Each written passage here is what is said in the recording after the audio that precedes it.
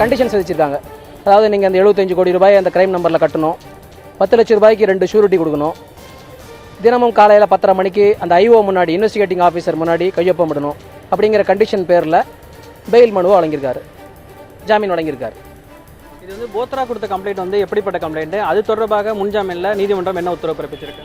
அதாவது போத்ரா தொடர்ந்தது வந்து கொலை மிரட்டல் அப்படிங்கிற ஒரு வழக்கை வந்து, அதாவது 23, 24ஆம் தேதி அன்னைக்கு கொலை அவரை போய் அதை கொலை செஞ்சிருவோம் அப்படின்னு மிரட்டினதாக, அதாவது வாங்காத பணத்துக்கு இவர் வாங்கி எனக்கு கேஸ் போடக்கூடாதுன்னு வேந்தர் யாரோ 2 பேரை அடையாளம் தெரியாத 2 நபர்களை அனுப்பிச்சு மிரட்டினதாக சொல்லி ஒரு வழக்கு தொடர்ந்துருக்காரு.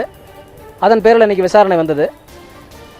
ஜட்ஜு பார்த்துட்டு இந்த மாதிரி என்ன நடந்துங்கும் போது இன்டர்வியூனர் பெட்டிஷனில் அவங்க பையன் வந்து எங்களே இன்டர்வியூன் பண்ணிக்கணும் அப்படிங்கும்போது நீ யாருன்னு கேட்டுட்டு, நீ அதில் சம்மந்தம் இல்லாத ஆள், யார் கம்ப்ளைண்ட் கொடுத்தாரோ அவரே வந்து வந்தால் தான் இன்டர்வியூனராக இருக்க முடியும், நீ இப்படிலாம் வர முடியாது, இந்த மாதிரி அளவு பண்ணுனா we may have to take contempt ஆக்ஷனுங்கிற அளவுக்கு பேசுகிற அளவுக்கு நடந்தது.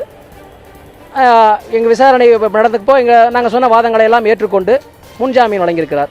நிபந்தனையின் பேரில் முன்ஜாமீன் வழங்கியிருக்கிறார். அதன்படி தினமும் மாலை 5:30 மணிக்கு இந்த இன்வெஸ்டிகேட்டிங் ஆஃபீஸர் முன்னாடி கையொப்பமிடணும், 2 ஷூரிட்டி 10,000 ரூபாய்க்கு 2 ஷூரிட்டி வந்து கொடுக்கணும் அப்படின்னு சொல்லிட்டு முன்ஜாமீன் வழங்கியிருக்காங்க.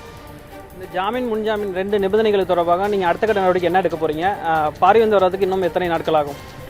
ஜாமீன் தொடர்பாக முதல்ல ஜாமீன் தொடர்பாக அந்த 75 கோடி ரூபாயை அந்த கிரைம் நம்பரில் டெபாசிட் செஞ்சு 10 லட்சம் ரூபாய்க்கு 2 ஷூரிட்டி கொடுக்கும்போது அது நாளையே கூட அது நடப்பதற்குண்டான வாய்ப்புகள் இருக்கிறது. அதற்குண்டான ஆயத்த பணிகள் எல்லாம் செஞ்சுக்கிட்டு இருக்கோம்.